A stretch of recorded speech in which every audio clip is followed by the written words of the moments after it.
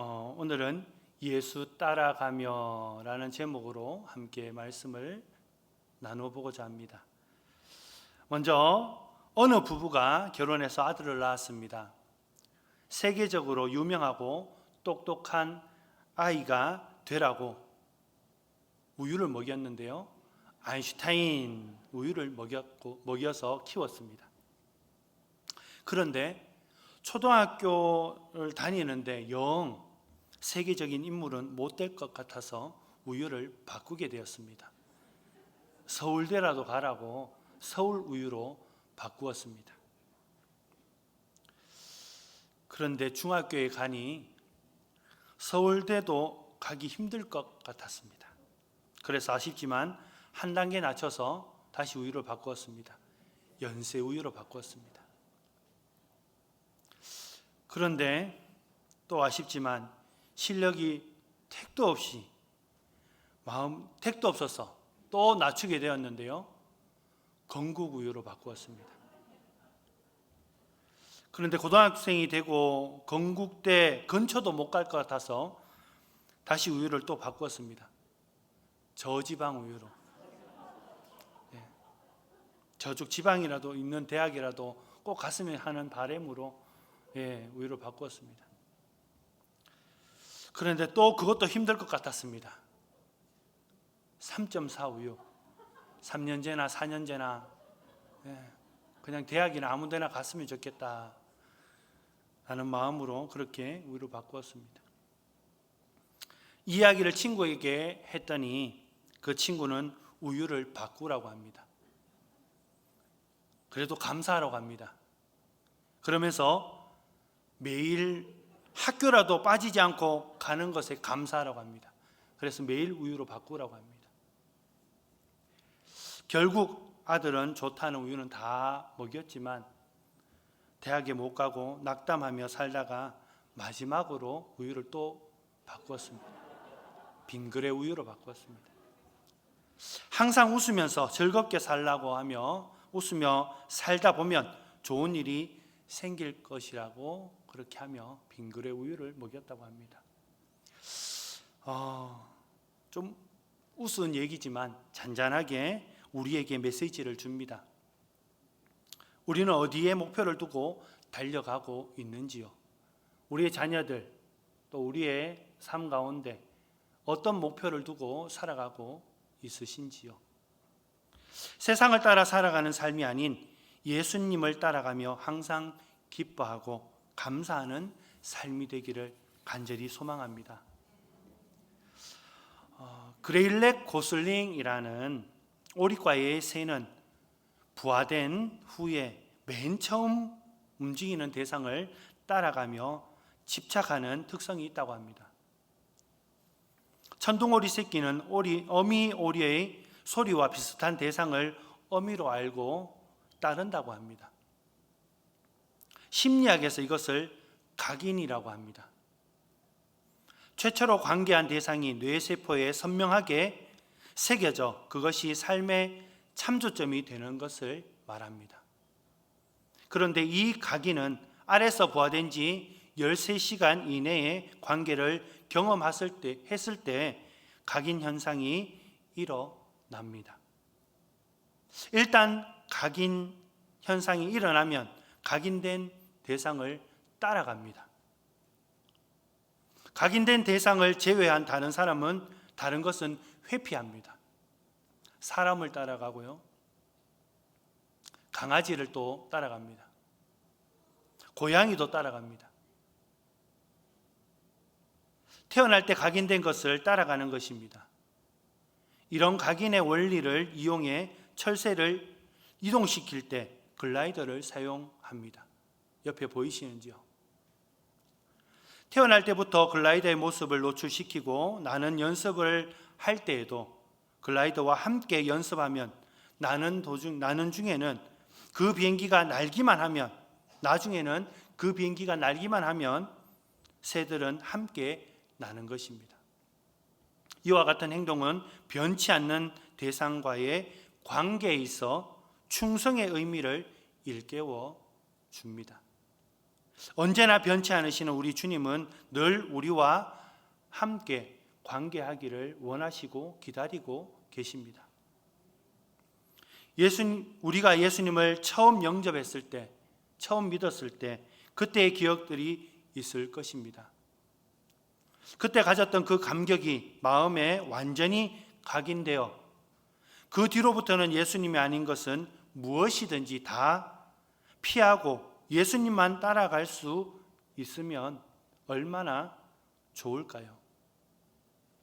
동물들은 처음 경험한 대상을 끝까지 따르는 삶을 삽니다. 우리의 삶이 예수님으로 인해 각인된 삶이 되기를 간절히 소망합니다.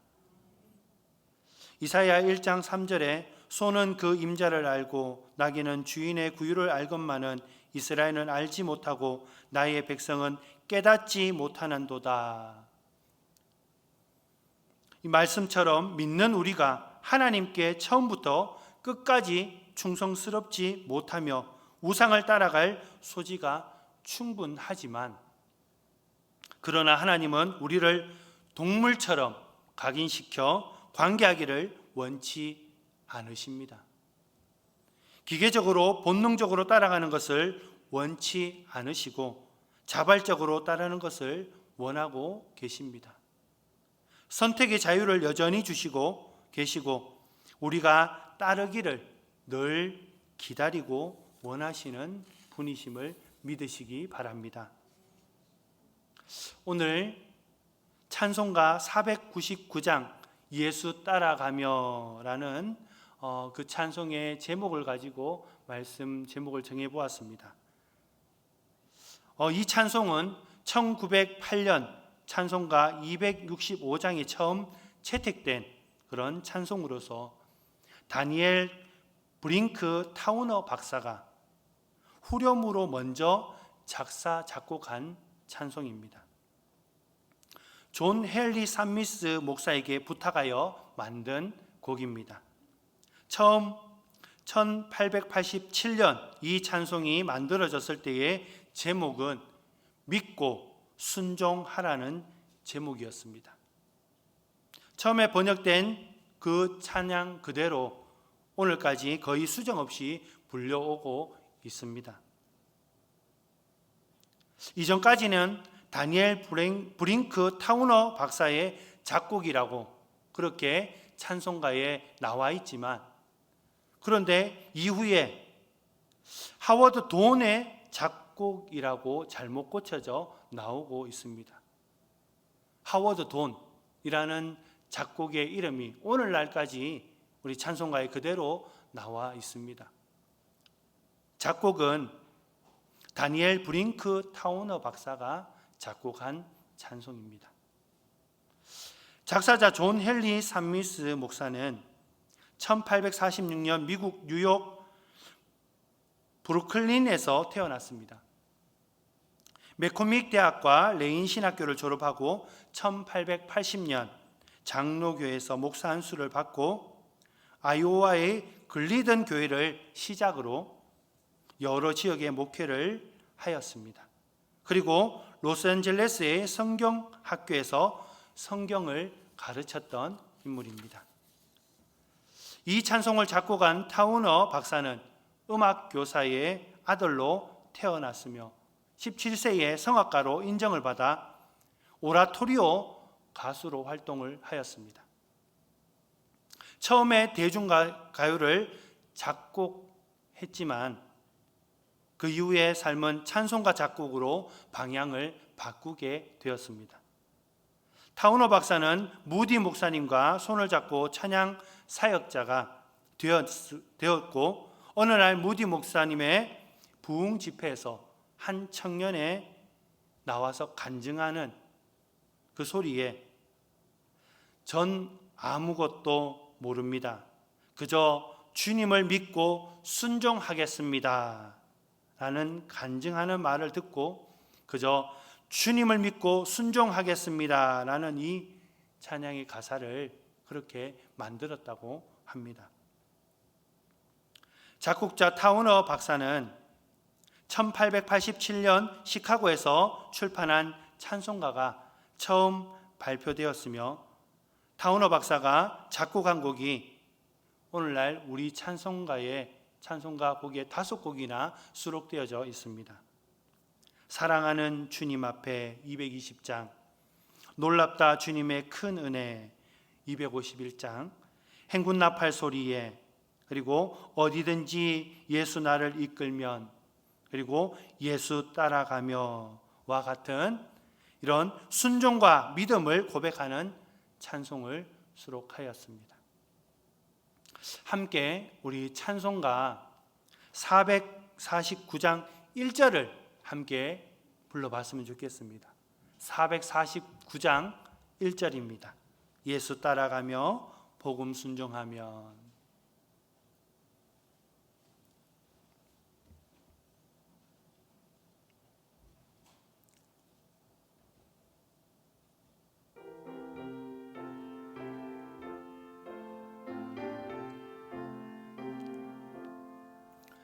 예수 따라가며 복음 순종하면 우리 행할 길 환하겠네. 주를 의지하며 순종하는 자를 주가 함께 하시리라.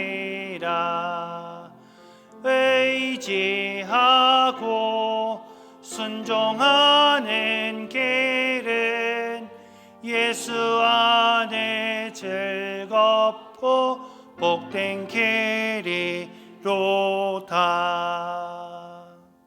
아멘. 찬송가 첫 가사가 이렇습니다. 예수 따라가며 복음 순종하면 우리 행할 길 환하겠네. 아멘. 예수님만 따라가고 말씀에 순종하는 삶을 살기로 결심하면 우리의 행하는 길은 선명한 길이 됩니다. 비록 그 길이 좁고 험한 길이기는 하지만 보장된 길이며 생명으로 인도되는 길인 것입니다. 어두운 세상 길을 갈 때에도 등불 역할을 하시는 하나님의 말씀을 순종하면서 한 걸음 한 걸음 가다 보면 그 앞길이 환하게 보이는 것입니다.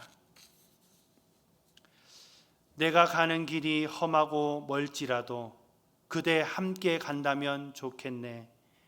우리 가는 길에 아침 햇살이 비치면 행복하다고 말해 주겠네. 이리저리 둘러봐도 제일 좋은 건 그대와 함께 있는 것.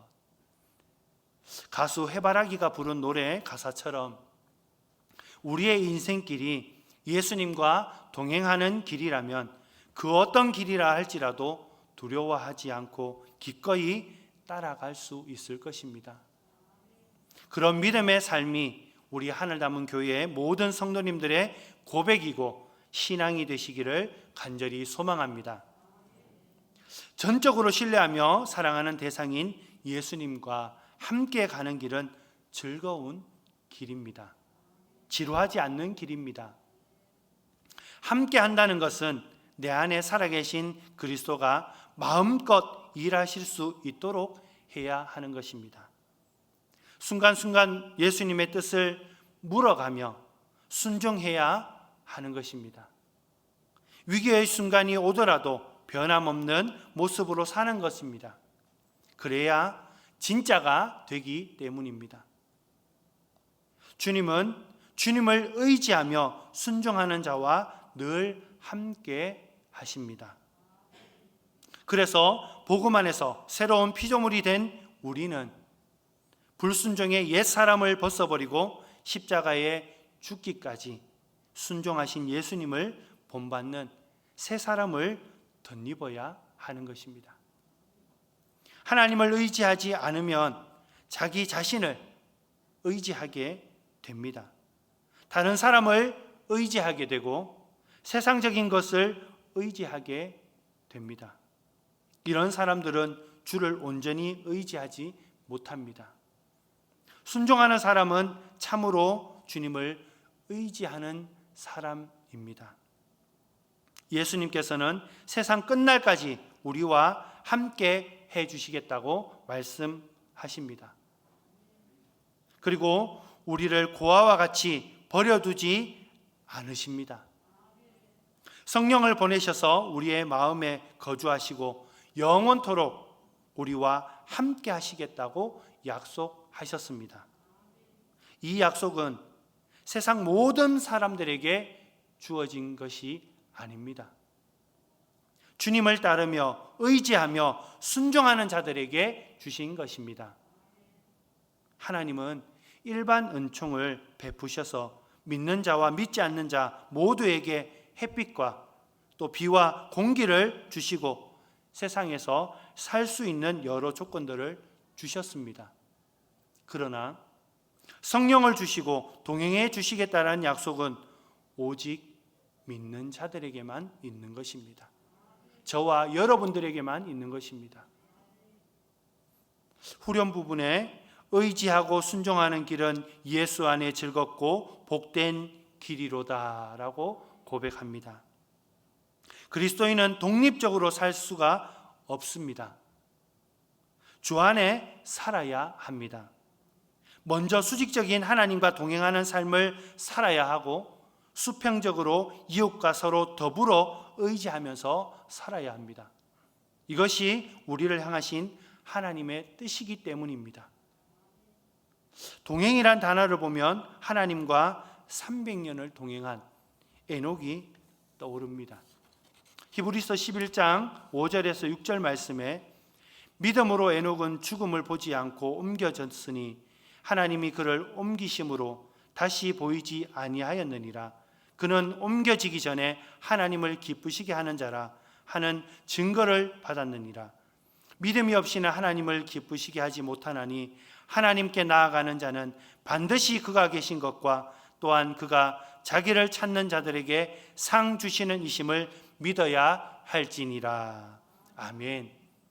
그리고 창세기 5장 24절에 에녹이 하나님과 동행하더니 하나님이 그를 데려가심으로 세상에 있지 아니하였더라 라고 말씀하고 있습니다. 에녹은 하나님을 기쁘시게 하는 자라는 증거를 가지고 있었습니다. 이처럼 하나님을 기쁘시게 하는 성도들은 누구나 단지 하나님이 계시다는 믿음,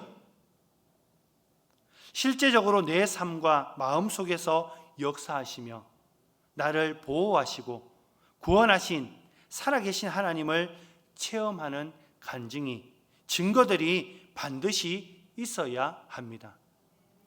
이를테면 하나님께서 나와 내 가정을 구원해 주시기 위해 어떻게 인도하셨더라. 많은 어려움과 고통 또는 낙심과 절망과 위험 속에서 이렇게 인도하셨다. 나를 죄로부터 어떻게 구원해 주셨는지 여러 체험들이 있어야 하는 것입니다. 우리 각자의 삶에서 인격적이고 영적인 주님과의 만남에 대한 많은 간증들은 곧 주님과 동행한 흔적들이며 바로 이것이 구원 확신의 증거들인 것입니다. 동행하는 자들은 서로 생각과 뜻이 같아야 합니다. 남녀가 결혼을 하는 혼인서약도 한 방향을 향해 함께 가는 동행을 의미합니다.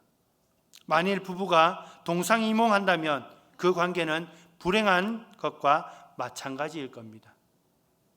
동행하는 삶은 주님의 뜻과 내 마음이 같아야 하고 성도의 삶이 하나님께서 기뻐하시는 삶을 살아야 한다는 것을 기억하시기 바랍니다. 믿는 자가 주님과 함께 가는 길에서 즐거워하는 것은 소망이 있기 때문입니다. 로마서 5장에 보면 우리가 환난 중에도 즐거워하나니 이는 환난은 인내를, 인내는 연단을, 연단은 소망을 이루는 줄 알미로다. 여기에서 안다는 것 매우 중요합니다. 단순히 내일 일을 아는 것이 아니라 우리의 미래를 바라보는 믿음과 소망의 눈이 생긴다는 그런 말입니다. 분명히 믿는 우리들도 가시밭길과 사막을 통과하는 경험을 하게 됩니다. 그러나 가시밭길과 광야의 길을 가더라도 예수님이 함께 해주시면 그 길에 만나와 생수를 경험하는 그 길이 만나와 생수를 경험하는 길이 되는 것입니다. 고통의 의미를 다 이해할 수는 없지만 처음 믿은 그 신앙으로 끝까지 믿고 인내하며 전능하신 하나님께서 고통을 선으로 바꾸어 주실 것을 믿고 나아가시는 우리 성도님들이 되시기를 간절히 소망합니다. 그것을 바라보고 그분의 손에 우리의 삶을 맡기는 성숙한 신앙인으로 나아가시기 바랍니다. 위기 속에서 하나님을 의지하고 순종하면 하나님이 주시는 위로와 평안을 체험할 수 있는 것입니다. 평소에 느끼지 못했던 하나님의 위로하심을 더 민감하게 느낄 수 있는 것입니다. 어떤 사람이 길을 가며 한편으로는 눈물을 흘리면서 한편으로는 하나님을 원망했습니다. 그는 직장을 구하러 다니는 중이었습니다. 한시가 급합니다. 처자식이 굶고 있기 때문입니다. 그래서 하나님께 원망합니다. 하나님, 이러실 수가 있습니까? 하며 원망하면서 직장을 구하여 헤매고 다녔습니다. 이 사람은 원래 슈퍼마켓을 운영했는데 사기를 당해서 다 모든 것을 잃고 빚더미에 앉게 되었던 것입니다. 그래서 하나님을 원망하는 것입니다. 그렇게 길을 가다가 한 사람을 만나게 됩니다.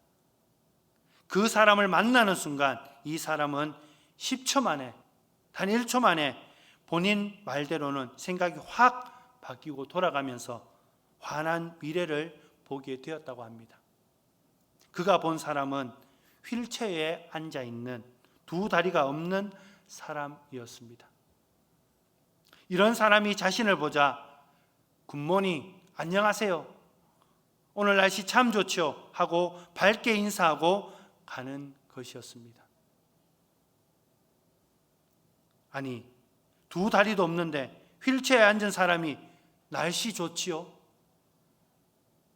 저 사람에게도 날씨 좋은 날이 있었던가 하는 생각이 들었습니다. 순간 이 사람은 깜짝 놀랐습니다.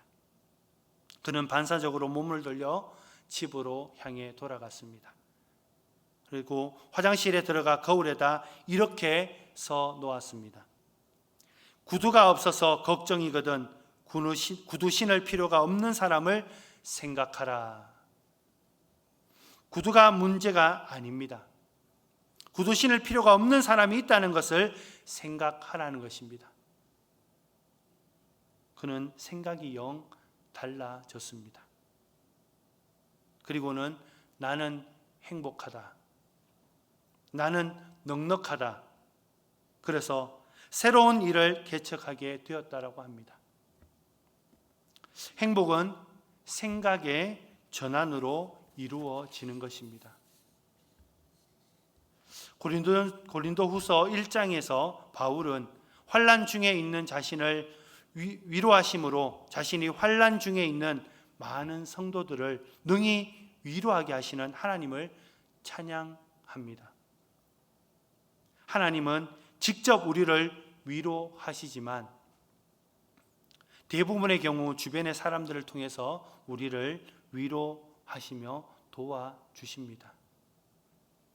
예수님은 스스로 짐을 지고 알 수 없는 이웃의 짐을 함께 져주시며 그들이 겪고 있는 슬픔과 고통을 위로하는 자로 우리를 세우셨습니다. 우리의 소명은 예수님이 하시던 일을 이 땅에서 작은 예수 그리스도가 되어서 우리가 맡아서 하는 것입니다. 말씀을 정리합니다. 예수님을 따라갑시다. 따르라 혹은 와보라, 이 말은 예수님이 공생의 초기에 가장 많이 말씀하신 말씀입니다. 따르는 것이 제자됨의 우선이고 우선적으로 따라야 제자가 되는 것입니다. 예수님이 십자가를 지시고 골고다로 가신 길은 비아 돌로로사라고 합니다. 해석하면 슬픔의 길, 고난의 길, 고통의 길입니다. 예수님이 십자가를 지고 가시는 길에는 예수님을 따라가는 수많은 사람들이 있었습니다. 예수님을 따르는 것은 자기 부인이 필요하고 십자가가 필요합니다. 사실 이것은 목숨을 내어놓는 일인 것입니다. 죽을 각오를 해야 따를 수 있는 것입니다. 예수님을 따라갔다가 억울한 정도가 아니라 돌이킬 수 없이 망치는 일일 수도 있습니다. 그래서 예수님을 따라가는 삶은 세상과 반대로 뛰는 삶인 것입니다. 세상 사람들은 많은 사람들이 뛰는 쪽으로 뛰어갑니다. 그러나 믿음의 사람들은 반대로 뛰는 사람들입니다. 이 방향이 예수님을 따르는 삶이고 우리가 사는 믿음의 삶인 것입니다. 그래서 그리스도인의 삶은 어렵습니다. 때로는 세상에서 반대로 뛰다 보면 왕따가 되기도 합니다. 비난도 받습니다. 그러나 이 삶이 우리에게 은혜의 삶이 되고 주님이 기뻐하시는 삶이 될 것입니다. 이런 삶을 통해 세상을 아름답게 주님을 기쁘시게 하는 복된 삶을 살아가시는 우리 하늘다문교회 모든 성도님들이 되시기를 간절히 축원드립니다. 기도하겠습니다.